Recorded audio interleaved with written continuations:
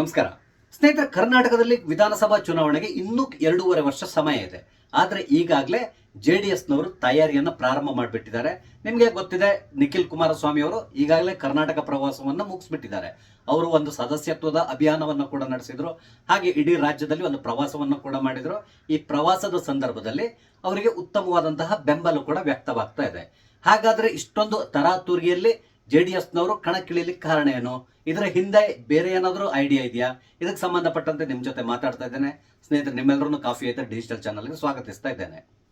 ಸ್ನೇಹಿತರೆ, ಕರ್ನಾಟಕದಲ್ಲಿ JDS ಮತ್ತು ಬಿಜೆಪಿ ಮೈತ್ರಿಯನ್ನು ಮಾಡ್ಕೊಂಡಿದೆ. ಇದು ನಿಮ್ಗೆ ಗೊತ್ತಿರುವಂತಹ ವಿಷಯ. ಆದ್ರೆ ಈ ಮೈತ್ರಿಯಲ್ಲಿ ಎಲ್ಲದೂ ಸರಿ ಇಲ್ಲ ಅಂತ ಹೇಳ್ಕೊಂಡು ಕೆಲವರು ಮಾತಾಡ್ತಾ ಇದ್ದಾರೆ. ಆದ್ರೆ ಇಲ್ಲಿರುವಂತಹ ಬಿಜೆಪಿ ನಾಯಕರಿದ್ದಾರಲ್ಲ, ಅವರಿಗೆ ಬೇರೆ ಯಾವುದೇ ರೀತಿಯಾದಂತಹ ದಾರಿ ಇಲ್ಲ. ಏನಿದ್ರು ಕೂಡ ಅವರು JDS ಜೊತೆಗೆ ಮೈತ್ರಿ ಮಾಡಿಕೊಂಡು ಮುಂದಿನ ಚುನಾವಣೆಗೆ ಹೋದ್ರೆ ಇಲ್ಲಿ ಅಧಿಕಾರವನ್ನ ಹಿಡಿಯುವಂತ ಸಾಧ್ಯತೆ ಇದೆ.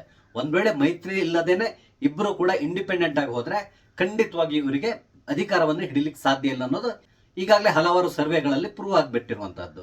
ಹಾಗಾಗಿ ಅನಿವಾರ್ಯವಾಗಿ ಇವರು ಮೈತ್ರಿಯಲ್ಲೇ ಮುಂದಿನ ಚುನಾವಣೆಯನ್ನ ಎದುರಿಸಬೇಕಾಗ್ತದೆ. ಆದ್ರೆ ಇಲ್ಲಿ JDS ಮತ್ತು ಬಿಜೆಪಿ ನಡುವೆ ಕೆಲವೊಂದು ಸಮನ್ವಯದ ಕೊರತೆ ಕೂಡ ಇದೆ.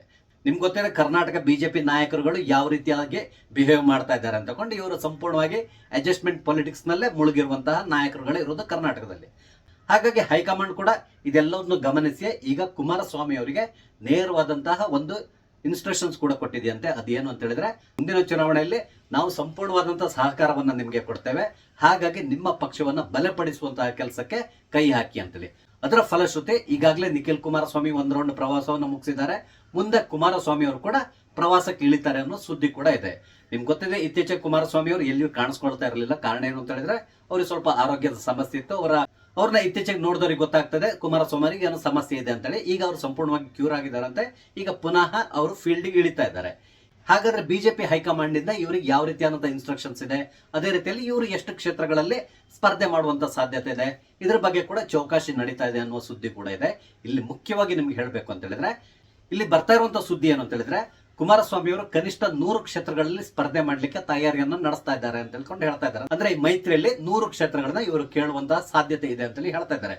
ನಿಮ್ಗೆ ಇನ್ನೊಂದು ವಿಷಯ ಗೊತ್ತಿರಬಹುದು, ಸಾಮಾನ್ಯವಾಗಿ JDSನವರು ಚುನಾವಣೆಗೆ 2 ತಿಂಗಳು 3 ತಿಂಗಳು ಇರುವಾಗ ಈ ಕ್ಯಾಂಡಿಡೇಟ್ ಗಳನ್ನ ಹಾಕುವಂತ ಕೆಲಸವನ್ನ ಫೈನಲೈಸ್ ಮಾಡ್ತಾ ಇದ್ರು.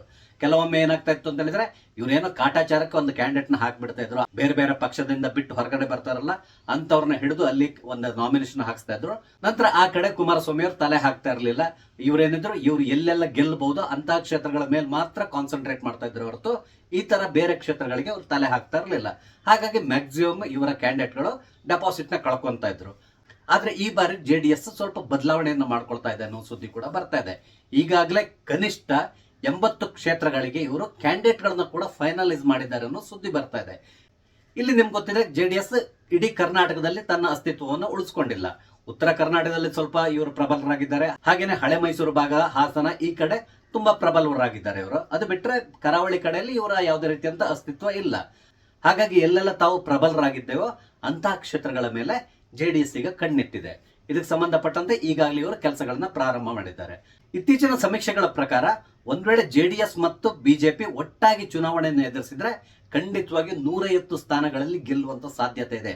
ಅಂದ್ರೆ ಅಭೂತಪೂರ್ವವಾದಂತಹ ಬಹುಮತವನ್ನು ಗಳಿಸುವ ಸಾಧ್ಯತೆ ಇದೆ ಅನ್ನುವ ಸುದ್ದಿ ಇದೆ. ನಿಮ್ಗೆ ಗೊತ್ತಿದೆ, ಸದ್ಯಕ್ಕೆ ಕರ್ನಾಟಕದಲ್ಲಿ ಕಾಂಗ್ರೆಸ್ ಪಕ್ಷ ಯಾವ ರೀತಿಯಾದಂತಹ ಆಡಳಿತವನ್ನು ನಡೆಸ್ತಾ ಇದೆ ಅಂತ ಹೇಳ್ಕೊಂಡು ಇಲ್ಲಿ ಯಾವುದೇ ರೀತಿಯಾದಂತಹ ಅಭಿವೃದ್ಧಿ ಕಾರ್ಯಗಳು ನಡೀತಾ ಇಲ್ಲ. ರಸ್ತೆ ಗುಂಡಿ ಮುಚ್ಚಲಿಕ್ಕೂ ಕೂಡ ಇವರ ಹತ್ರ ಹಣ ಇಲ್ಲ. ಯಾವುದೋ ಕಂಪನಿಯವರು ನಾವು ಈ ರೀತಿ ಇದ್ರೆ ನಾವು ಬೆಂಗಳೂರನ್ನ ಬಿಟ್ಟು ಬೇರೆ ಕಡೆ ಹೋಗ್ತೇವೆ ಅಂತ ಹೇಳಿದ್ರೆ ನಮ್ಮ DCM ಸಾಹೇಬ್ರು ಆ ಕಂಪನಿಯವರಿಗೆ ವಾಪಸ್ ಬೈದ್ ಬಿಡ್ತಾರೆ. ನೀವು ನಮ್ಮನ್ನು ಬ್ಲಾಕ್ ಮೇಲ್ ಮಾಡಬೇಡಿ, ಒಂದ್ ವೇಳೆ ನಿಮ್ಗೆ ರಾಜ್ಯವನ್ನು ಬಿಟ್ಟು ಹೋಗ್ಬೇಕು ಅಂತ ಹೇಳಿದ್ರೆ ನೀವು ಹೋಗ್ಬಹುದು ಅಂತ ಹೇಳ್ಕೊಂಡು ಹೇಳ್ತಾ ಇದ್ದಾರೆ ಹೊರತು ನಿಮ್ಗೆ ಮೂಲ ಸೌಕರ್ಯವನ್ನ ನಾವು ಒದಗಿಸ್ತೇವೆ ಅನ್ನೋ ಒಂದು ಆಶ್ವಾಸನೆಯನ್ನು ಕೂಡ ಕೊಡ್ಲಿಕ್ಕೆ ಹೋಗಿಲ್ಲ. ಅಂದ್ರೆ ಸದ್ಯಕ್ಕೆ ಕರ್ನಾಟಕದಲ್ಲಿ ಪರಿಸ್ಥಿತಿ ಆ ಮಟ್ಟಕ್ಕೆ ಇಳಿದ್ಬಿಟ್ಟಿದೆ. ಅದೇ ರೀತಿಯಲ್ಲಿ ನಮ್ಮ ಮುಖ್ಯಮಂತ್ರಿಗಳು ತಗೊಳ್ತಾ ಇರುವಂತಹ ಕೆಲವೊಂದು ನಿರ್ಣಯಗಳು ಎಲ್ಲದೂ ಕೂಡ ಅಷ್ಟೇ ಕೇವಲ ಅವರು ತಮ್ಮ ಸ್ಥಾನವನ್ನು ಉಳಿಸ್ಕೊಳ್ಳಿಕ್ಕೆ ಏನೆಲ್ಲ ಬೇಕೋ ಅದೆಲ್ಲದನ್ನು ಮಾಡ್ತಾ ಇದ್ದಾರೆ. ಈಗಾಗಲೇ ನೋಡ್ತಾ ಇದ್ದಾರೆ, ಇವತ್ತಿಂದ ಜಾತಿ ಗಣತಿ ಪ್ರಾರಂಭ ಆಗ್ತಾ ಇದೆಯಂತೆ. ಈ ಜಾತಿ ಗಣತಿ ನಡೆಸ್ತಾ ಇರೋದು ಕೂಡ ಕೇವಲ ಸಿದ್ದರಾಮಯ್ಯನವರು ಹೈಕಮಾಂಡ್ ಅನ್ನ ಮೆಚ್ಚಿಸ್ಲಿಕ್ಕೆ ಮತ್ತು ತನ್ನ ಸ್ಥಾನವನ್ನ ಭದ್ರಪಡಿಸ್ಕೊಳ್ಳಿಕ್ಕೆ, ಹಾಗೇನೆ ಹಿಂದೂಗಳನ್ನ ಒಡೆದು ಆಳ್ಲಿಕ್ಕಾಗಿ ಸಿದ್ದರಾಮಯ್ಯನವರು ಈ ರೀತಿಯಾದಂತಹ ಕೆಲಸಕ್ಕೆ ಕೈ ಹಾಕಿದ್ದಾರೆ.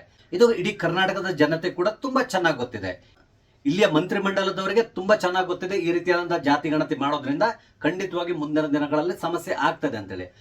ಆದ್ರೆ ಸಿದ್ದರಾಮಯ್ಯನವರು ತಮ್ಮ ಕುರ್ಚಿ ಉಳಿಸ್ಕೋಬೇಕು ಅಂದ್ರೆ ಈ ರೀತಿಯಾದಂತಹ ಏನೋ ಒಂದು ಗಿಮಿಕ್ಗಳನ್ನ ಮಾಡ್ತಾ ಇರಬೇಕಾಗ್ತದೆ. ಹಾಗಾಗಿ ಈ ರೀತಿಯಾದಂತಹ ಕೆಲಸ ಕೈ ಹಾಕಿದ್ದಾರೆ. ಇದರಿಂದಾಗಿ ಕೆಲವೇ ದಿನಗಳಲ್ಲಿ ಸರ್ಕಾರ ಉರುಳಿದ್ರು ಕೂಡ ಖಂಡಿತವಾಗಿ ಆಶ್ಚರ್ಯ ಪಡಬೇಕಾಗಿಲ್ಲ. ಕಾರಣ ಏನು ಅಂತ ಹೇಳಿದ್ರೆ, ಕರ್ನಾಟಕದ ಪ್ರಬಲ ಜಾತಿಗಳಾದಂತಹ ಒಕ್ಕಲಿಗ ಮತ್ತು ಲಿಂಗಾಯತರು ಸಿದ್ದರಾಮಯ್ಯನವರು ವಿರುದ್ಧ ತಿರುಗಿ ಬೀಳುವಂತ ಸಾಧ್ಯತೆ ಇದೆ. ನಿಮ್ಗೆ ಈಗಾಗಲೇ ಗೊತ್ತಿದೆ, ಡಿ ಕೆ ಶಿವಕುಮಾರ್ ಅವರು ಕೂಡ ಈ ಜಾತಿ ಗಣತಿಯನ್ನು ವಿರೋಧಿಸ್ತಾ ಇದ್ದಾರೆ ಅಂತೇಳಿ.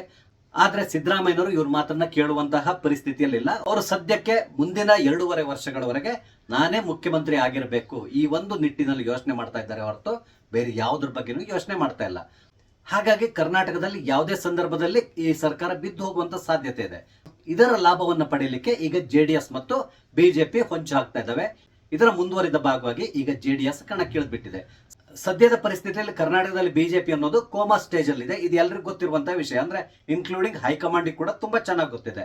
ಆದ್ರಿಂದಾಗಿ ಇಲ್ಲಿ ಜೆಡಿಎಸ್ ನ ಇವರು ಕಣಕ್ಕಿಳಿಸ್ತಾ ಇದ್ದಾರೆ. ಜೆಡಿಎಸ್ಗೆ ಸಂಪೂರ್ಣವಾದಂತಹ ಬೆಂಬಲ ಬಿಜೆಪಿ ಹೈಕಮಾಂಡ್ ಕಡೆಯಿಂದ ಸಿಗ್ತಾ ಇದೆ.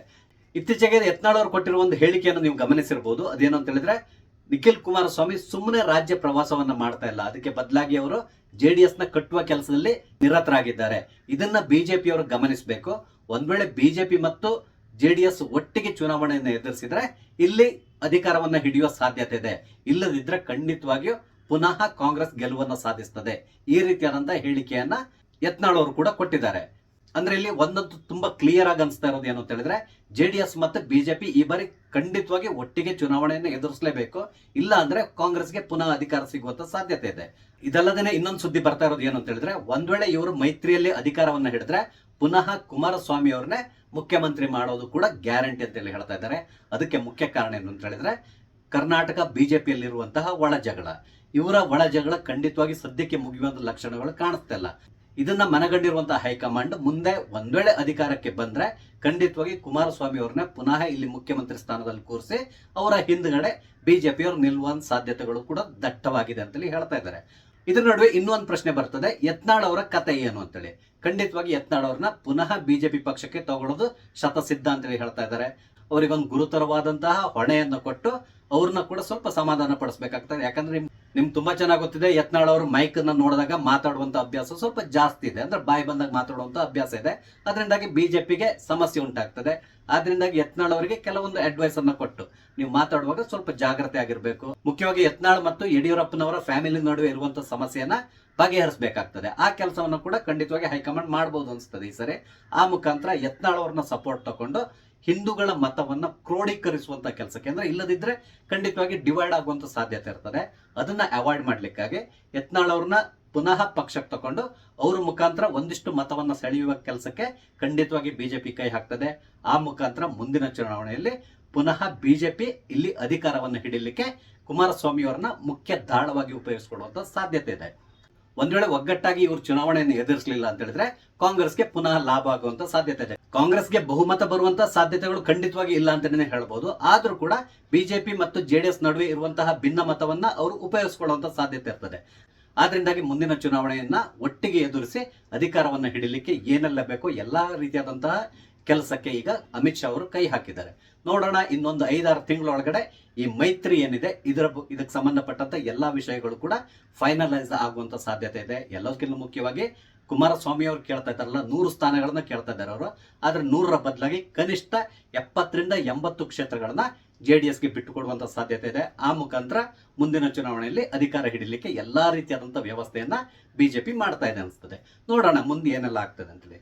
ಸ್ನೇಹಿತರೆ, ಇಲ್ಲಿ ನಾನು ಹಂಚ್ಕೊಂಡಂತ ವಿಷಯ ಇಷ್ಟ ಆದ್ರೆ ಲೈಕ್ ಮಾಡಿ, ಶೇರ್ ಮಾಡಿ, ಹಾಗೆ ದಯವಿಟ್ಟು ನನ್ನ ಚಾನಲ್ ಸಬ್ಸ್ಕ್ರೈಬ್ ಮಾಡಿ, ನಂಗೆ ಸಪೋರ್ಟ್ ಮಾಡಿ. ನಮಸ್ತೆ, ಜೈ ಹಿಂದ್.